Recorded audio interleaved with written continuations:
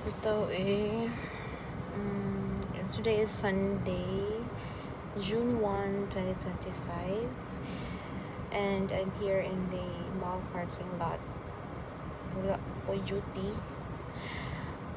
Wala lang. Gusto lang ko maghimo og short na video of how I feel today. I know nga wala man sila makakitaan eh.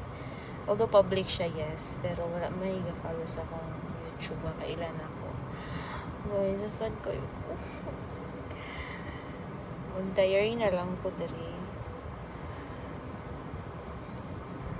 Marag one day na, or hapit na mag one day nga wala may communication because of his work. And wala. I trust him man na wala siya ginahimo or anything because trabaho man na siya, and I know communication is very private in this kind of work. Pero gimingawan ko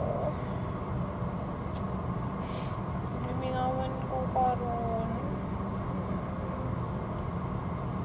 Naanad man jud ko nga sige siya message, sige siya tawag. Tapos karon kay wala. Ingo pa yun. Tamo ka, di ko hilakya. Kalod na ko. Wala lang. Nasaan lang ko. Wala. Maanad ko nagkatawag siya per me. Pero, inhalan siguro gid ni siya para mo-grow ko sa ingani nga klase nga relationship. LDR is never easy, and it takes a lot of trust, especially sa among profession. Pero I just want to be honest with myself na gimingawan jud ko, as in gimingawan kayo ko, like magbasa-basa ko sa mga previous chat sa Messenger kay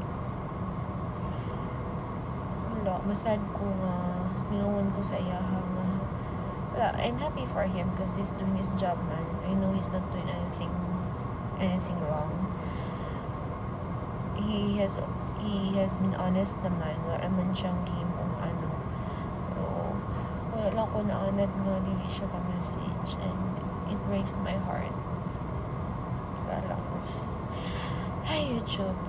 Nagpagawas ako sa debate. Anyway, I'll be doing videos more pa after this one.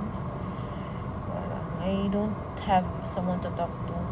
Kaya hindi ko gusto mag-share sa workmates, and it's just something personal. Bye.